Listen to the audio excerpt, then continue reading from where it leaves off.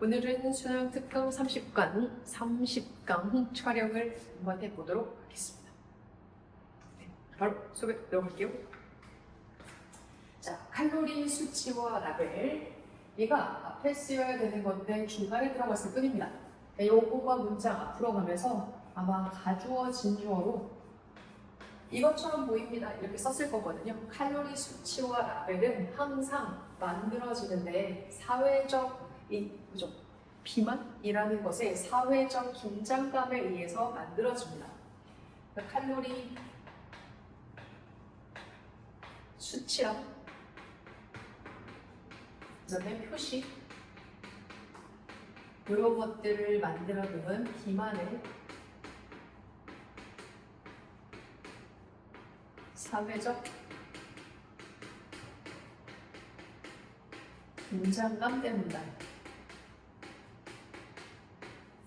이렇게 보실 수 있겠죠? 자, 그러면 이런 라벨들이 두라는 친구는 앞에서 reflect라는 친구를 강조해주는 강조의 조동사다라고 보시면 되죠. 이러한 라벨들은 칼로리의 숫자, 특정한 음식의 칼로리의 숫자를 반영해주는 반면에 그 라벨들은요, 여기서 말하는 A는 이 라벨들을 이야기합니다. 거기에 있는 표시들은 실질적으로 걔네들의 칼로리의 이용 가능성이라는 걸 반영해주지는 못합니다. 그죠? 특정한 제품들의 칼로리의 수는 보여주지만 얘네들을 통해서 이용 가능한 칼로리가 어느 정도 되나요? 라는 것에 칼로리적 이용 가능성을 반영해주지 못한다 라고 얘네들 좀 수치적인 차이점을 이야기해주네요. 이 칼로리의 표시는 기본적으로 특정 제품의 칼로리는 보여주는데요. 근데 칼로리적 이용 가능성은 반영해주지 못하는 겁니다. 다시 말해서 우리 몸의 칼로리, 우리 몸에서 실질적으로 이 음식을 통해서 신진대사가 되어지는 칼로리의 수, 이렇게 이야기하는 거죠. 칼로리적 이용 가능성.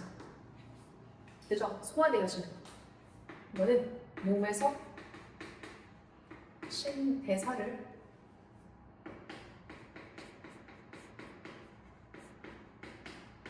칼로리 수를 이야기합니다. 우리 몸에서 얼마나 이제 칼로리가 소모가 되는가 그거는 보여주지 않는다고요.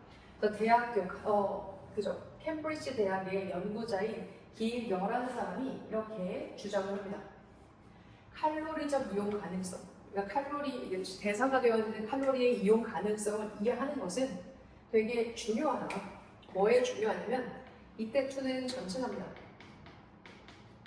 그래서 뒤에 우리가 동명사를 쓰게 되죠. 몸무게와 신진대사의 과학을 이해하는데 되게 중요한 역할을 하는 겁니다 라고 이 사람은 주장합니다. 그러니까 칼로리적 이용 가능성, 그러니까 몸에서 이제 대사로 처리되어지는 칼로리가 어떻게 보면은 몸무게, 신진대사 요거의 이해에 중요한 요인이다 라고 이야기하는 거죠. 자, 그러면 칼로리적 이용 가능성이라는 것은 칼로리의 양을 이야기하는 건데요. 그 양이라는 건 실제로 무엇을 통해서 축출되어질 수 있냐면 소화와 신진대사 과정 동안에 듀어링이라는 친구 뒤에는 기간의 명사를 쓰기 때문에 지금처럼 코가 아닌 듀어링을 섞어야 숫자가 아니니까 거기서부터 축출되어질 수 있고 실제로. 그리고 이것은 뭐에는 반대라고 이야기를 하는 거냐면 칼로리의 수, 그러니까 음식에 갇혀져 있는 칼로리의 수랑은 조금 대조를 이룹니다 라고 이야기하는 거죠. 요거를 우리가 이거의 축출 방식, 축출은 어떻게 이루어질 수 있느냐, 소화, 신진대사 과정으로 얻을 수 있는 것이다 라고 이야기하는 거예요. 실질적으로. 음식이 아니라. 음식에 딱 갇혀 있는 게 아니고 우리 몸이 뭔가 할 수 있는 게 그겁니다 라고 이야기하는 거죠. 자, 다시 한번 이야기하지만 즉, that is,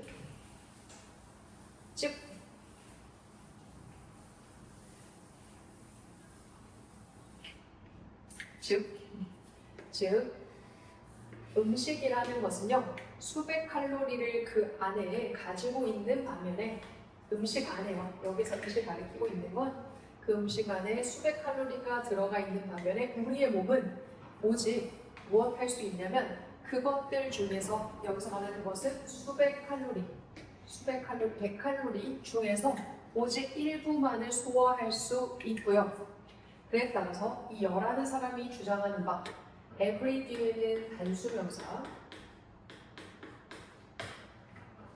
모든 칼로리의 수치인데 어디에 쓰여져 있는 모든 이 영양 라벨과 레스토랑 메뉴에 쓰여져 있는 모든 칼로리의 수치들은요 얘가 주어 그것은 최악으로는 어쨌든 잘못된 거고요 기껏해야 우리가 잘못 읽혀질 수 있는 것이다 라고 이야기를 하고 있습니다. 거짓일 수 있고요 혹은 오해를 이끌 수 있는 것이다. 최고로 이야기를 했을 때는 어쨌든 가장 좋게 이야기를 한다면 그거는 오해를 이끌 수 있는 거고 최악으로 이야기를 할 때는 그것은 잘못될 수 있다라고 이야기하는 거죠. 이런 거기 때문에 결국에는 이런 음식 요거에 대해서 요약을 해주는 거예요. 요약. 음식이라는 거 안에는 100칼로리 정도가 들어가 있다면 100칼로리 정도죠. 100칼로리가 있다면 우리 몸은 이것 중에 일부만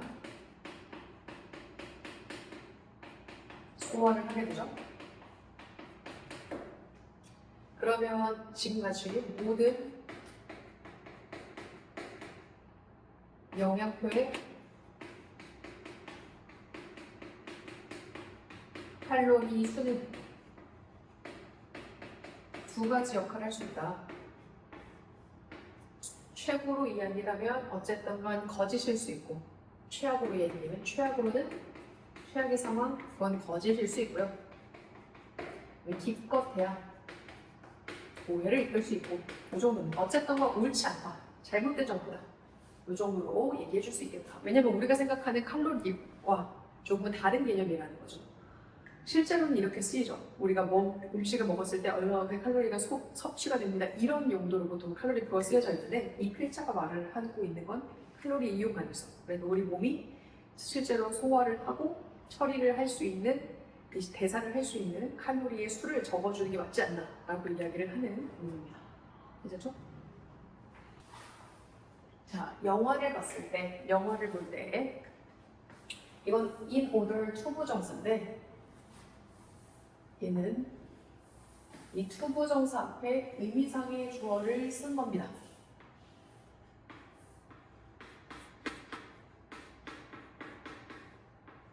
그걸 꼭 플러스 목적표. 우리가 상황이라는 것을 이해하고 그거를 내재화하기 위해선 영화를 볼 때 그것은요 뭐인 것처럼 보입니다. 이거는 가주어고 이게 진주어죠. 필수적이지 않다라고 이야기를 하는데 얘도 그 안에서 또 가주어, 진주어를 쓰고 있습니다. 진주어, 의미상의 주어. 우리가 완전하게 심지어는 전혀 이게 identify가 with로 같이 쓰이게 되면 동일시하다라는 뜻이거든요. 주인공과 완전히 혹은 심지어 완벽히 거의 동일시하는 것이 필요하지 않는 것처럼 보입니다. 인 거예요. 그래서 상황이라는 것을 이해하고 내재화하기 위해서 나의 입장에서 생각하는 거죠. 내재화하기 위해서 이번적으로 우리가 주인공과 동일시를 할 필요는 없다라고 이야기하는 거예요. 영화에서. 그죠? 자, indeed가 나왔기 때문에 앞에 있는 문장에 대한 강조 표현이 될 겁니다. viewer, 시청자들은 오직 뭐 할 필요가 있냐면 느낄 필요가 있는데 왜 이 주인공의 반응이라는 것이 그 상황에 적정했는가에 대해서만 이해할 필요가 있습니다. 정말로 다시 한번 이야기하지만 이렇게까지 동일시할 필요까지는 없고 얘는 전치사 뒤에 의문사와 주어 동사를 쓴 거죠. 결국에는 필요한 것, 하자는 이해만 필요합니다. 상황에 대한 주인공의 반응을 이해 정도만 해주면 적당할 것 같습니다. 얘기하는 거예요. 자, 그래서 만약에 우리가 이것을 고려한다면 어떤 측면에서 예를 들면 호러 영화의 측면에서 생각을 해본다면 우리는 이것을 쉽게 해줄 수 있는데 가장 쉽게 할 수 있는데 언제 가장 쉽게 할 수 있냐면 초자연적인 실체가 나타났을 때 이거를 가장 쉽게 해줄 수 있습니다. 초자연적인 실체가 appear, 일형식 동사거든요. 그래서 얘를 못 쓰겠죠. 이러한 측면에서 이것을 고려해 본다면 우리는 이걸 쉽게 할 수 있다. 인 거예요. 자, 우리는 이해할 수 있으면 예를 들면 왜 등장인물이 그죠? 예를 들면 등장인물이 주인공은 아닙니다. 등장인물이 달리는가 여기 귀신의 집으로부터 왜 달리는가를 이해할 수 있는 겁니다. 이거에 대한 예를 들어주는 거죠. 공포영화.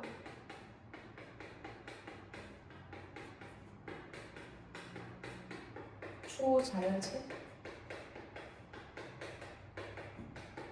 등장했을 때를 우리 쉽게 이해할 수 있다. 이런 거죠.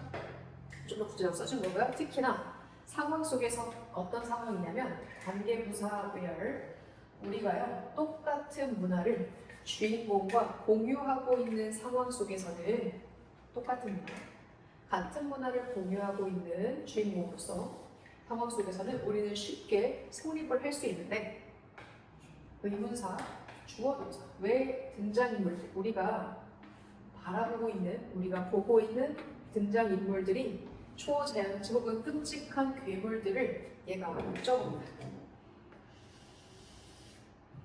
얘가 목적격보죠.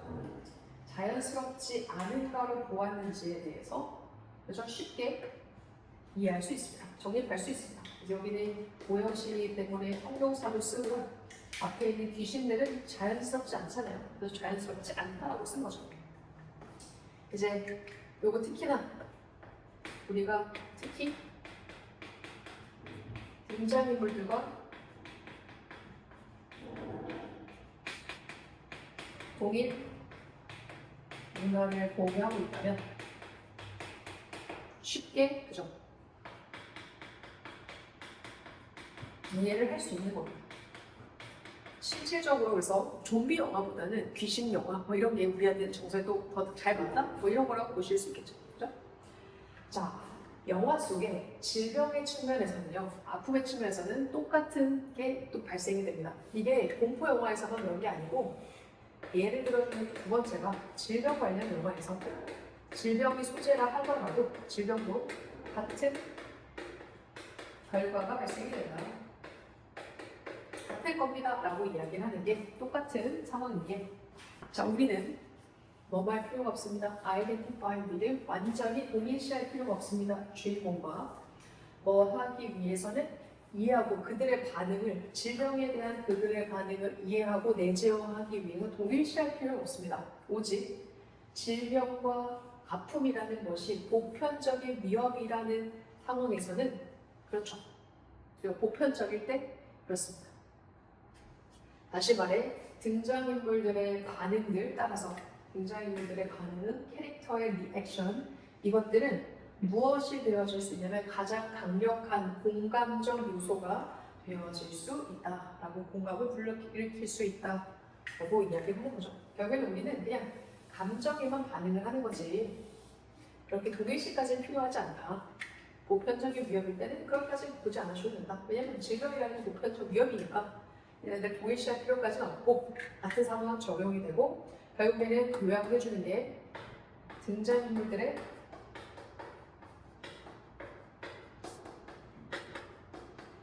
가능이라는 것은 뭐여야 되냐면 강한 공감이 되어야 한다.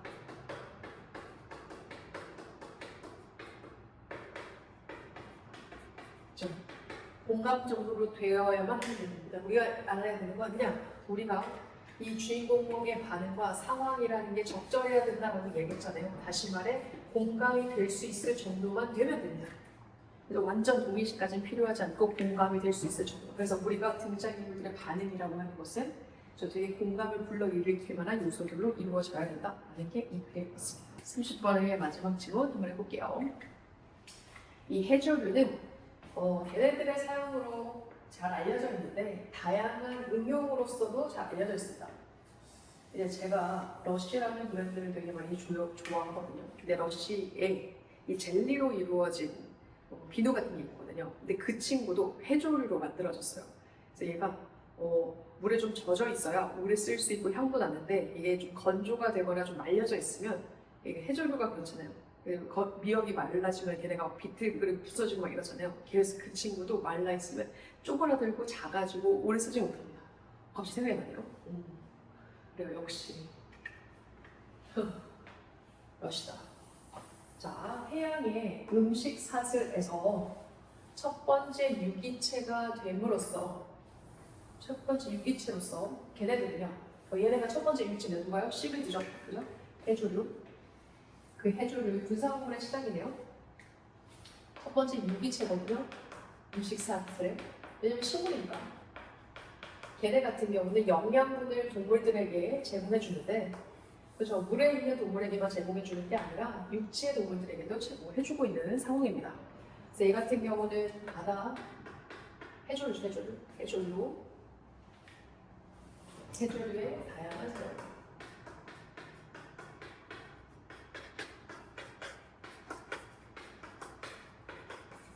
다양한 사용에 대해서 이야기하고 있고, 이 해조류가 최초 그 해양 생태계의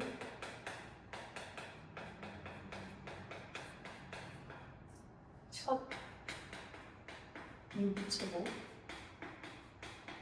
먹이사슬의 첫 유기체고, 그리고 얘네 같은 경우는 영양분, 동물의 먹이를 먹습니다. 자, 걔네들은요 사용이 되어질 때 해조류를 단백질의 자원, 그 다음에 맛의 보충제를 위한 이걸로도 사용이 되고요. 그 다음에 혈당을 낮추거나 그죠, 이런 감기, 그 다음에 독감 등을 위한 약품을 위해서도 사용이 되어지고, 되게 기능이 많네요. 애지로서도 쓰여지고 이거로서도 쓰여지고, 그리고 비만을 예방하기도 하고요. 그리고 동물의 먹이로 쓰이기도 하고, 그리고 그 생연료의 자원이 되기도 하고요.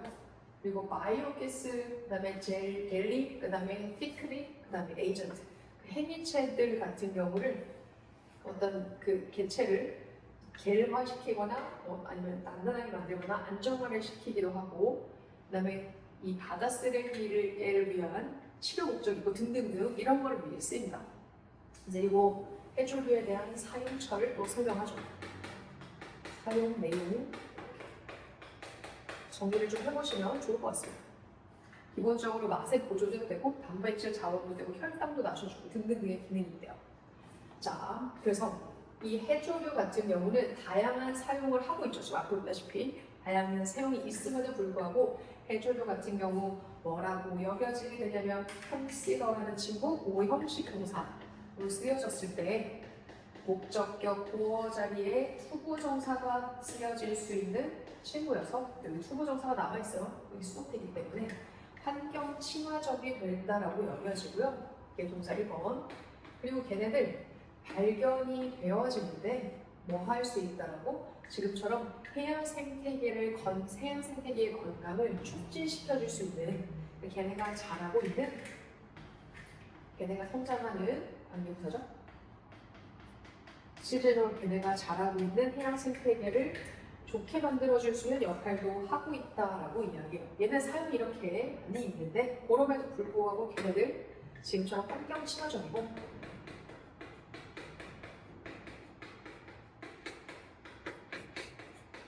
추가적으로 쓴다고 말해주시면 돼요. 그것만 있는 게 아니라 지금처럼 해양 생태계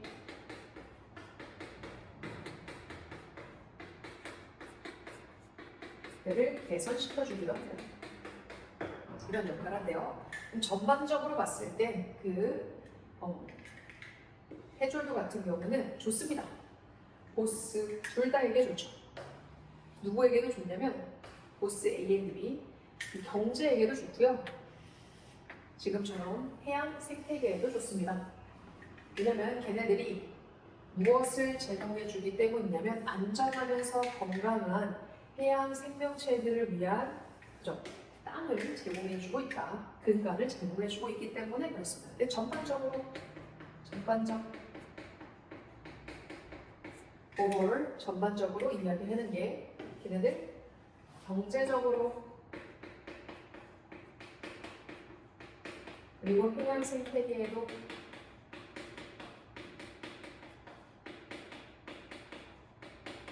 이점이 된다. 이렇게 정리해 주시면 되겠죠?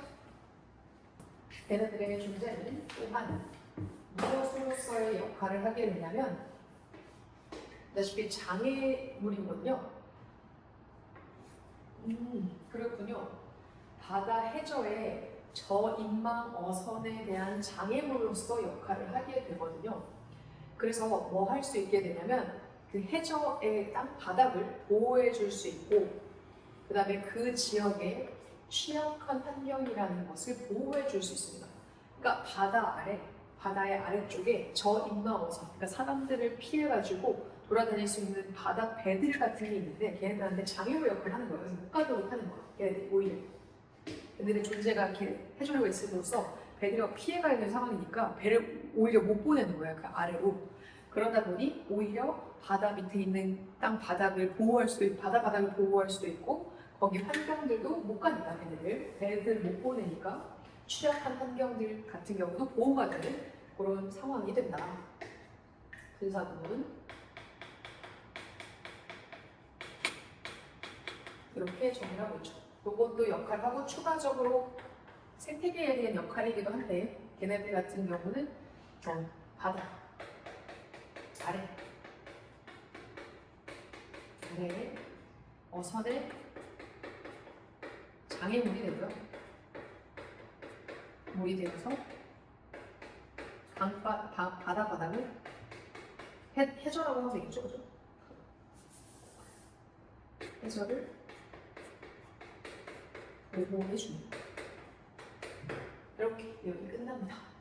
결국에는 CVD의 좋은 점에 대해서 열거를 한 글이라고 보시면 되고요. 그래서 이건 하나하나씩 해석해 보시면서 정리해 보시면 될 것 같습니다. 내용에 대한 정확한 해석, 단어에 대한 정확한 해석 이런 게 좀 더 중요한 부분이지 않나 싶습니다. 이렇게 내용 정리 한번 해보세요. 안녕.